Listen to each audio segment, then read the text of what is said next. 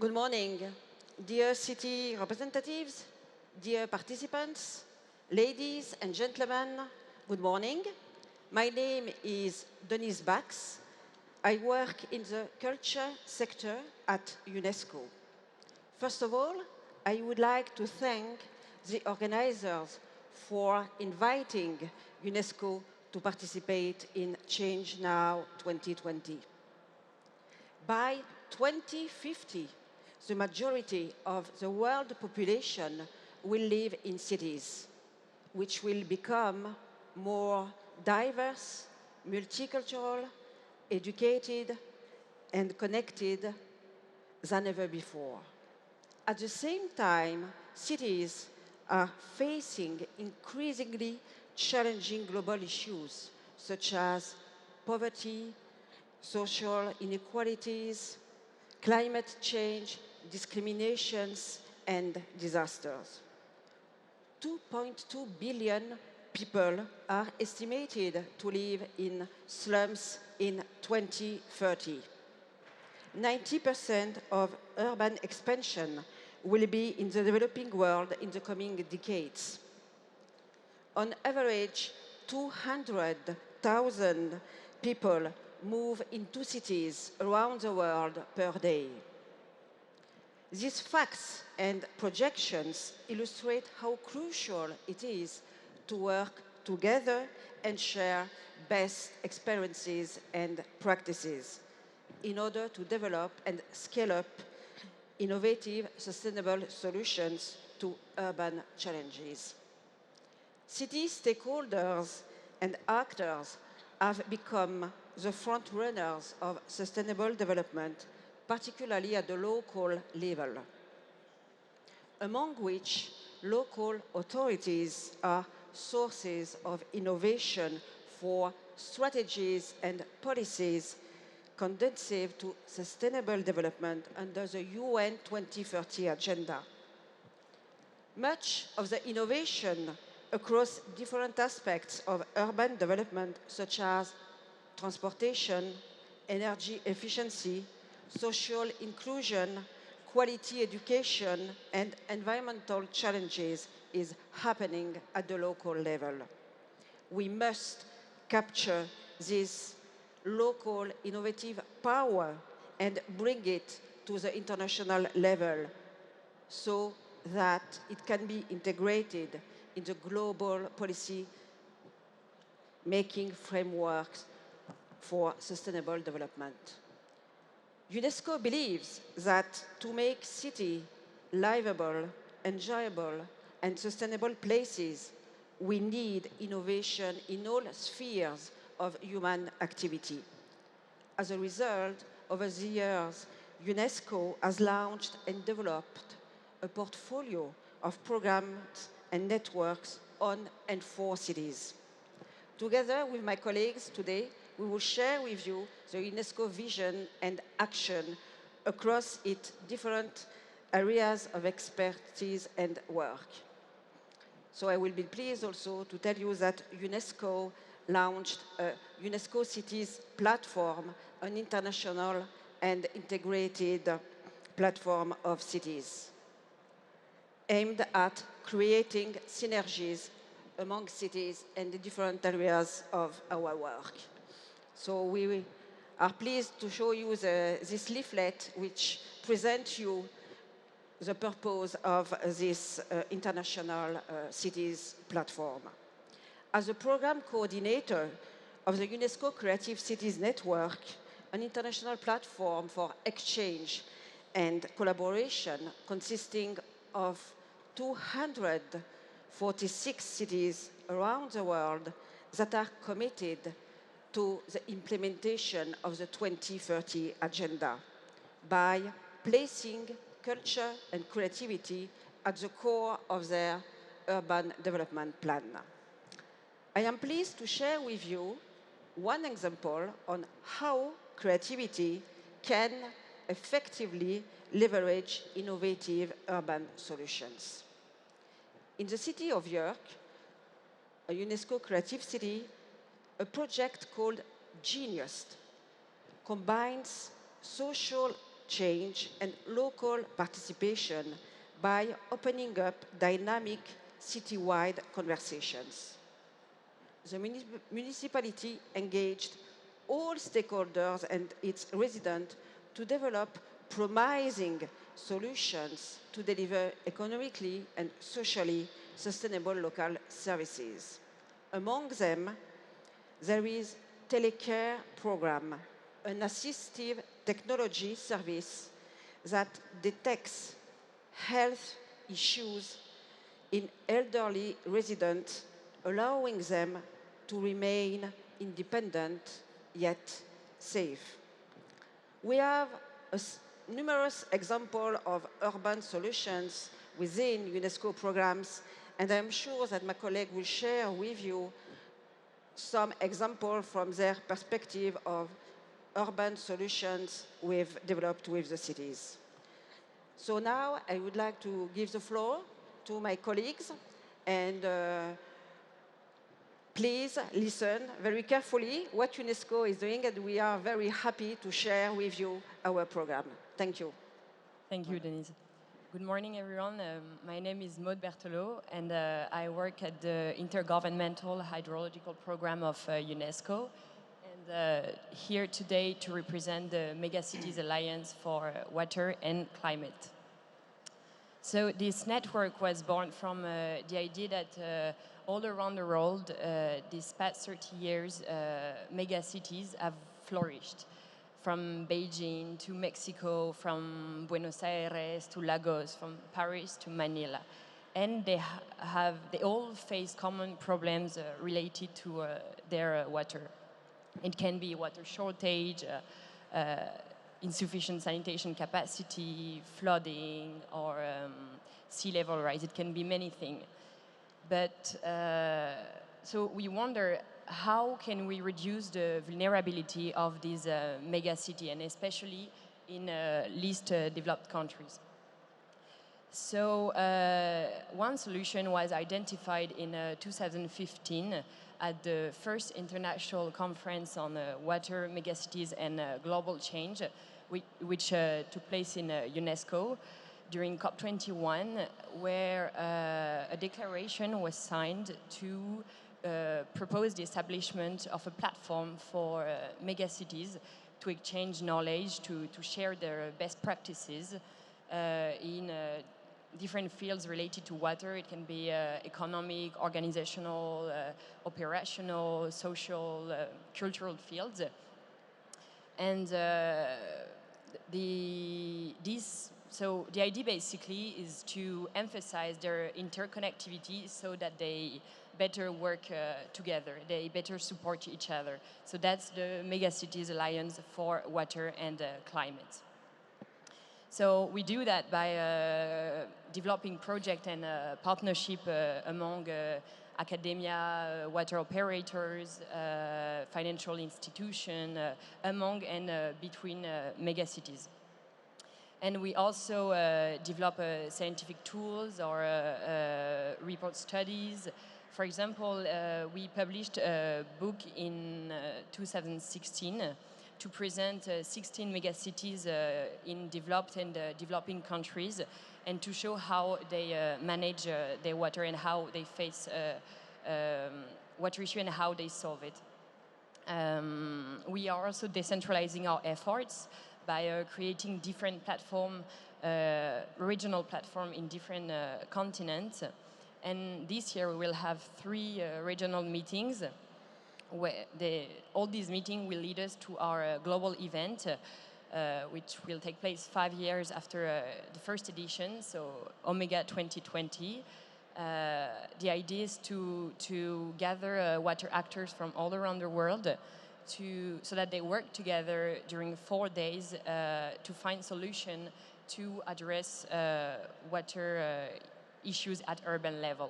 So it will take place from 1 to 4 December in UNESCO headquarters, and a call for paper has been opened, and you're all, of course, invited.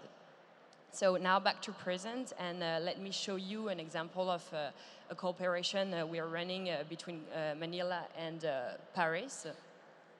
So in Manila, only 15% of the population is connected to a sewage system. Additionally, the Pasig River, which we see here on the left, its main source of water, is today clogged with solid waste and is considered as biologically dead. So with SIAP, the Greater Paris Sanitation Authority, which is a founding member of the Alliance, we are developing a strategic project, a strategic document to help the city of Manila implementing its Pasig River greening project. So we started with studies to understand the current situation and the major challenges that Manila faces. And the next step is to construct and operate a pilot wastewater treatment plant using phytoremediation. So basically the idea of phytoremediation is to use living plants so as to clean up water. So that's an innovative technology. It's an eco-hydrological technology that we already use in Paris and that could be very useful for Manila.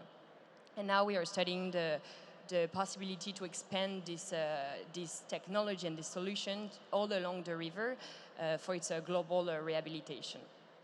So yeah, that's how the MAWAC can help these megacities mitigating the effect of climate change to achieve Sustainable Development Goals, SDG, and here especially SDG 6 on clean water and sanitation for all. Thank you, and I will give the floor to Bernard. Bonjour, je suis Bernard Combe du secteur de l'éducation. Je représente deux programmes majeurs de l'UNESCO, un sur l'éducation au développement durable pour 2030 et l'autre, le réseau des villes apprenantes de l'UNESCO. Éduquer au développement durable nous concerne tous, quelle que soit notre position, notre lieu de travail, et notamment concerne les villes. Dans ce programme Éducation au développement durable pour 2030, un de nos axes prioritaires est le niveau local, c'est-à-dire les villes et les communautés, et de voir comment mieux intégrer l'éducation, mais éducation au sens large. Éducation n'est pas égale à école. Éducation, c'est tout au long de la vie. C'est bien sûr dans les écoles, mais dans tout autre endroit, comme ici. Je pense qu'on va vous apprendre quelque chose. Et donc, pour faire ce travail, nous travaillons avec un réseau de villes qui s'appelle les villes apprenantes. Il y a 170 villes dans 53 pays du monde. Vous allez me dire, mais c'est quoi une ville apprenante? Une ville apprenante, c'est une ville qui donne des opportunités, qui crée des espaces pour l'apprentissage. Ça peut être, bien sûr, on pense aux écoles, mais plus que ça. C'est les centres communautaires, c'est les parcs, c'est les marchés, c'est les rencontres. Et ces 170 villes se sont engagées à faire beaucoup plus pour permettre à leurs citoyens, leurs habitants, de pouvoir faire face aux défis que notre planète rencontre. Parmi ces 170 villes, il y a 60 villes qui ont dit notre priorité, c'est l'éducation au développement durable. Et c'est donc on va dire un mini-réseau qui travaille là-dessus et qui intègre ça dans tous les services de la municipalité et de la ville. Éducation au développement durable, ce n'est pas seulement pour le service éducation d'une municipalité, ça concerne tous les services. Pour illustrer ça, le plus facile, c'est que je vous parle de la ville de Hambourg. La ville libre et hanséatique de Hambourg. Elle est à la fois une ville qui est dans notre programme Éducation pour 2030, mais c'est aussi une ville apprenante. Hambourg a déjà beaucoup travaillé là-dessus. Depuis au moins 15 ou 20 ans, Hambourg a décidé qu'il fallait que tout le monde sur le territoire de Hambourg puisse avoir l'opportunité, les outils et les possibilités de faire face notamment aux défis climatiques, mais aussi aux problèmes de perte de biodiversité, aux problèmes de pollution de l'eau et beaucoup d'autres problèmes. Cette approche commence très tôt, ça commence dès les écoles maternelles et les crèches. Ils ont institué un programme spécial. Quand on passe au primaire, secondaire et au niveau des lycées, sur les 500 écoles qui sont sur le territoire de Hambourg, il y en a 100 qui sont devenues des écoles climat, qui travaillent sur vraiment la question du climat, pas seulement dans les cours, mais dans la manière dont le bâtiment est conçu, dont tout ce qui se passe dans l'école est conçu. Il y a aussi des éco-écoles parmi ces écoles, il y a aussi des écoles associées de l'UNESCO là-dedans. Si on passe au niveau de l'enseignement supérieur, toutes les universités qui sont à Hambourg se sont regroupées en un réseau pour échanger les bonnes pratiques sur comment mieux, disons, éduquer déjà les étudiants.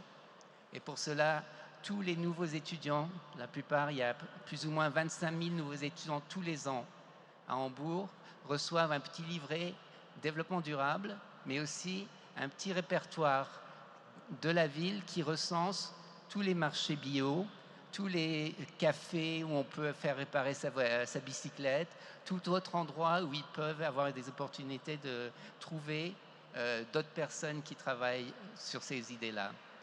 Hambourg a aussi créé un fonds spécial pour pouvoir financer tout ce genre d'activités. Ça peut être des choses très petites, comme dans un quartier, le quartier décide qu'il veut, disons, améliorer le parc qui est autour d'eux et fournir disons, plus d'informations sur ce qui se passe. C'est aussi pour améliorer le transport. On regarde à tous les secteurs, mobilité, économie, société. C'est un moyen aussi de mieux faire ensemble. Donc pour nous, à l'UNESCO, la possibilité d'apprendre est très importante. C'était donc tout au long de la vie, dans tous les endroits, et un acteur clé de cela sont les villes. Et donc nous allons, au cours des 10 prochaines années, poursuivre, étendre ce réseau pour qu'on puisse vraiment faire une différence, et avec un peu de chance, on aura une meilleure planète. Merci. Je vais donc passer la parole à mon collègue pour la suite.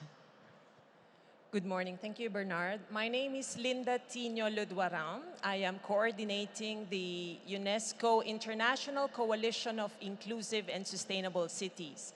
You will see that it is called ICCAR, ICAR.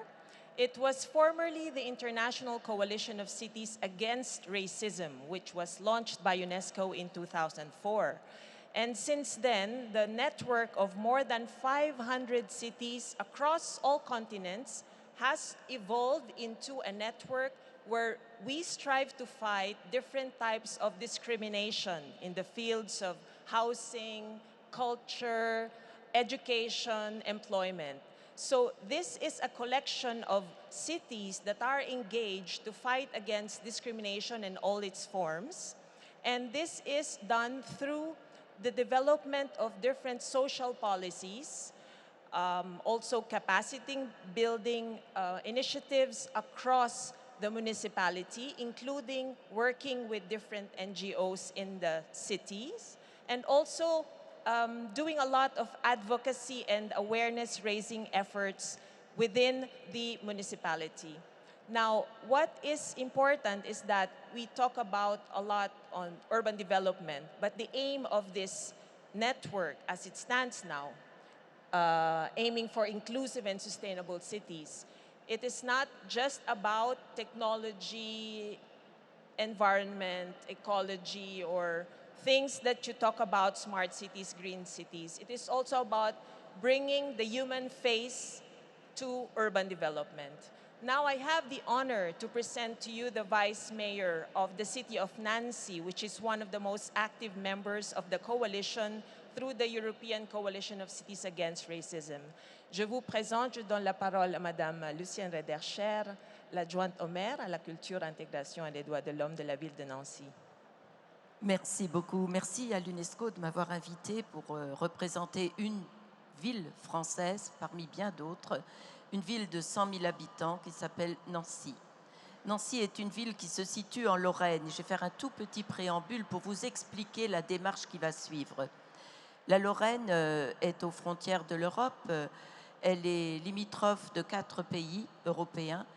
Vous connaissez sans doute son histoire, ses guerres, mais aussi sa richesse. Car en effet, en Lorraine, pendant un siècle et demi, ce sont les usines et les mines, qu'elles soient de fer ou de charbon, qui ont attiré sur nos territoires d'innombrables populations venues du monde. Elles y ont créé, avec les Lorrains d'origine, elles y ont créé la richesse, le développement, mais aussi un esprit très industrieux, sans oublier un esprit particulier qui est lié à son histoire. C'est dans ce cadre-là que, pour situer notre démarche de développement durable, qui a réellement commencé, fortement commencé, il y a 3 ans, c'est dans ce cadre-là qu'effectivement nous n'oublierons pas l'homme. Pourquoi ? Car après ce développement industriel de notre région, les mines ont fermé, les usines sont parties et d'innombrables personnes sont tombées dans la précarité, la pauvreté. Alors effectivement, du temps de nos mines et de nos industries, il y avait une pollution épouvantable, on est d'accord. Mais 30 ans après, cette pollution, heureusement, s'en est allée, a laissé place à un tissu qui est encore à reconstruire sur le plan économique. Si je le dis avec vraiment beaucoup de force et que je l'ai vécu, et que je n'aimerais pas que ce développement durable-ci, celui-ci, qui est porté par la jeunesse, qui est porté par le monde entier, sombre pour défendre une planète, certes, qui, elle, survivra, mais sombre en oubliant l'homme. Alors, que peut-on faire lorsqu'on est maire adjoint d'une ville de cette taille ? Eh bien, déjà, réunir avant d'agir, penser pour construire. C'est ainsi que toute notre aventure a commencé le 13 novembre 2017. Vous vous rappelez peut-être, 15 000 chercheurs du monde entier ont mis en garde l'humanité contre ce mode de vie accusé, je cite, de pousser les écosystèmes au-delà de leur capacité à entretenir la vie. Ce fut un électrochoc pour le monde entier, heureusement. Et donc, pour nos villes, il fallait absolument construire un plan d'action et le nôtre s'appelle En route pour 2030.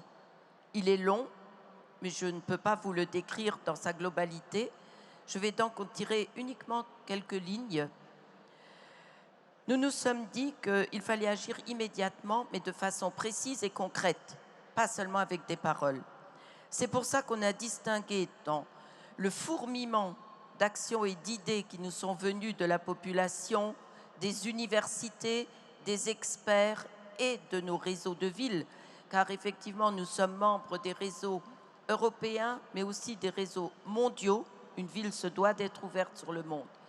Toutes ces idées, il a fallu les trier, les classer, en garder celles que nous pouvons mettre vraiment en action le plus rapidement possible.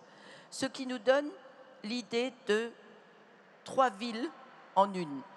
Tout d'abord, une ville sereine. Une ville sereine, cela veut dire remettre de la nature en ville. Remettre de la nature, c'est transformer très vite, cela se fait rapidement, transformer les façades, les végétaliser, transformer certaines rues, certaines places en oasis de verdure, mettre des îlots de rafraîchissement partout, refaire revenir l'eau dans nos villes et en fait aussi enlever le béton, enlever la terre et remettre de la terre dans les cours de récréation tout simplement pour reprendre ce que nous venons de dire. Les écoles sont végétalisées depuis. Mais je pourrais bien sûr vous parler aussi des potagers dans les écoles, des vergers dans les écoles et de la ceinture maraîchère qui entoure la ville. Je n'ai pas le temps pour y revenir. Nous avons aussi agi évidemment, et nous continuerons d'agir fortement, sur l'éclairage urbain qui se doit naturellement d'être le plus léger possible et ne pas user la production d'énergie. De nouveaux métiers ont émergé. Et ceci, c'est important pour notre ville, pour recréer de la richesse, comme je le disais tout à l'heure, pour donner de nouveau de la place aux habitants de la ville dans un monde économique un petit peu perturbé. Et enfin, pour en finir avec cette partie-là, imposer une transformation globale des esprits, mais ceci ne peut se faire qu'avec l'aide des habitants.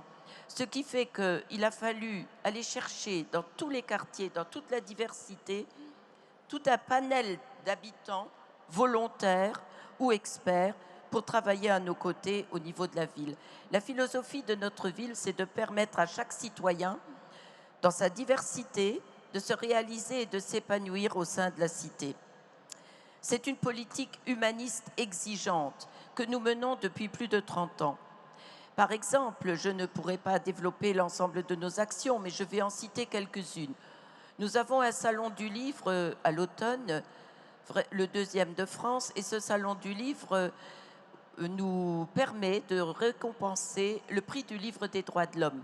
Le prix du livre des droits de l'homme, cette année, a été donné à Dominique Sigaud, une journaliste connue pour une enquête qu'elle a faite au niveau du monde entier et qui s'appelle « La malédiction d'être fille ». Nous lui avons proposé de fait de prendre une place dans notre équipe et de créer à Nancy le premier observatoire des nuisances et des violences faites aux filles et aux femmes. En effet, la féminitude, vous le savez très bien, devient presque une cause nationale, est une cause nationale. Nous travaillons donc aussi sur la mémoire. Il faut savoir le passé pour essayer de ne pas refaire les mêmes erreurs. Voilà pourquoi nous donnons à la mémoire, c'est une ville de juste, Nancy, elle a obtenu cette appellation, nous donnons une place essentielle que nous voulons partager avec les nouveaux arrivants. Au cours des cérémonies grandioses que nous menons lorsqu'ils entrent dans la citoyenneté nancéienne, nous leur donnons la possibilité de connaître la mémoire de la ville. Non pas pour oublier la leur, bien au contraire, mais pour leur permettre, encore une fois, de savoir où ils sont et avec qui ils vivent. En échange, nous n'oublions pas, dans notre rôle de solidarité internationale, de donner à chaque citoyen, lorsqu'il vient d'ailleurs, une forte notoriété de son pays et des actions qu'il pourrait mener avec notre aide dans son pays. Nous avons aussi mis à l'honneur, à travers nos nominations de rues et de places, les personnes d'ailleurs qui ont permis de faire avancer l'homme. Nous avons par exemple une rue Matou-Blounès. Nous avons, à côté de la place Stanislas, la plus grande place de la ville, connue, nous avons la place Nelson Mandela. Ceci pour que chacun comprenne qu'un humaniste sera toujours bienvenu dans notre ville. Et plus concrètement, avec tous les habitants, tout au long de l'année, selon un calendrier international des villes qui célèbrent tel ou tel événement, nous donnons rendez-vous aux associations qui sont extrêmement nombreuses, mais aussi aux personnes de bonne volonté, de construire des projets que nous soutenons pour qu'elles puissent défendre les causes qui leur sont chères.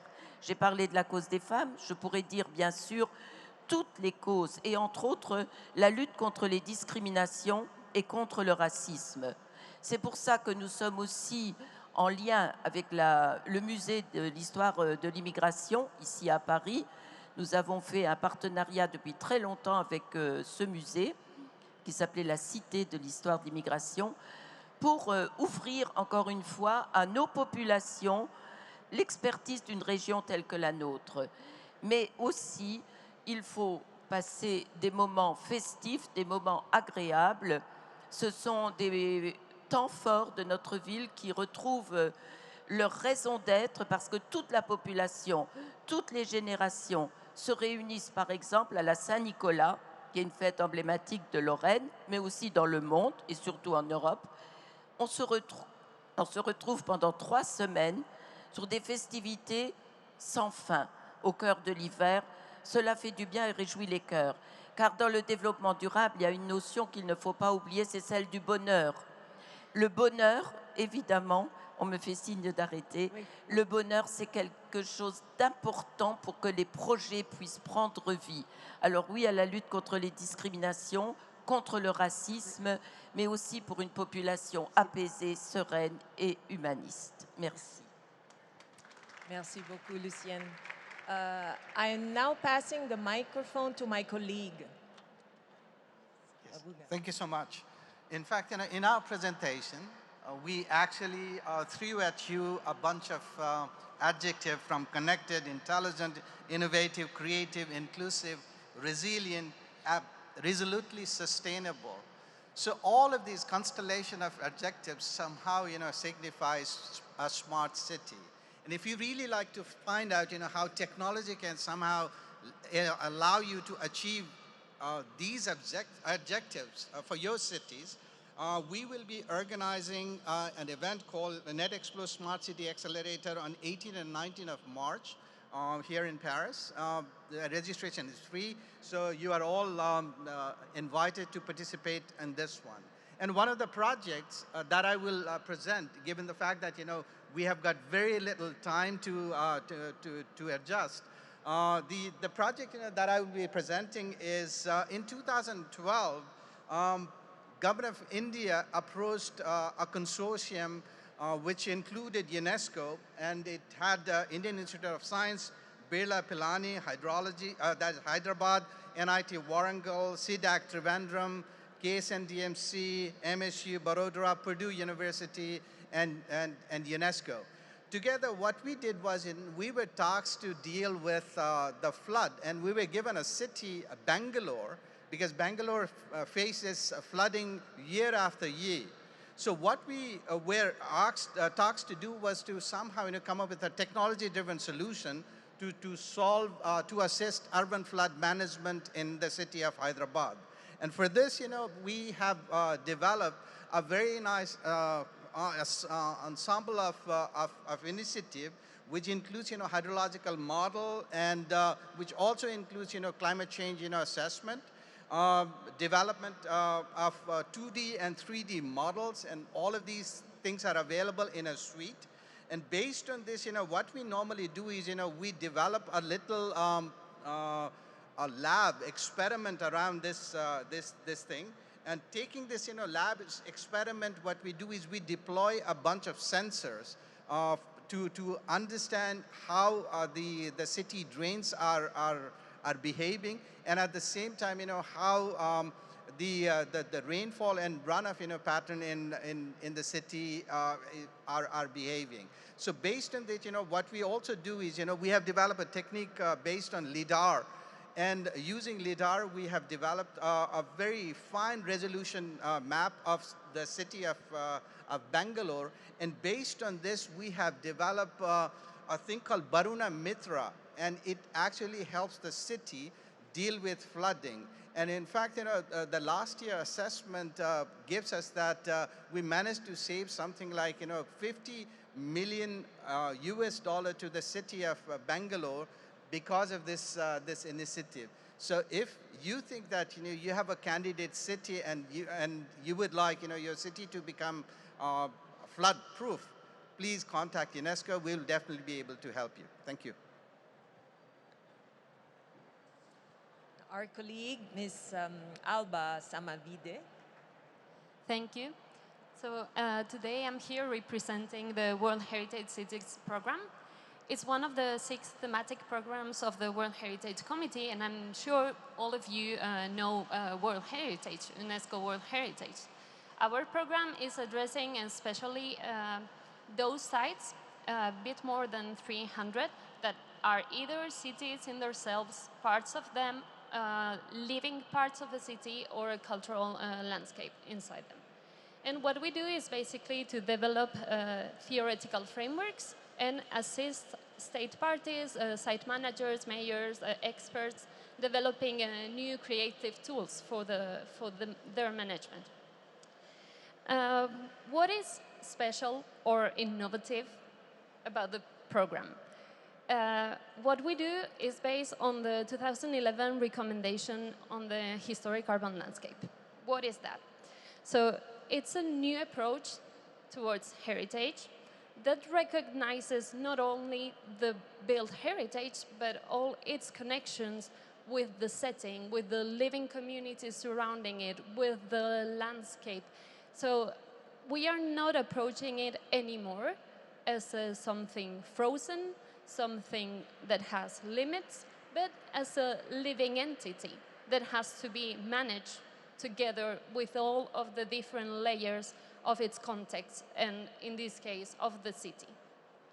So what is the challenge here? If we can pass to the second slide, I brought some different case studies from around the world, and what we are doing is to create collections of different types of tools that apply to the management of all these different layers. So we are going beyond what would be regulatory frameworks or economic measures, and we are, for example, getting involved with community participation, revitalization of traditional crafts, as you can see in the picture for FETS, getting in touch different stakeholders and trying to create new models for collaboration. So this is a great challenge. We are working really hard to it, and we are trying to put what is culture and heritage at the very core of sustainable development. And in the next months, we will be developing some workshops and activities for site managers and experts. So if you ever have the chance to join, we will be very glad to share this discussion with you.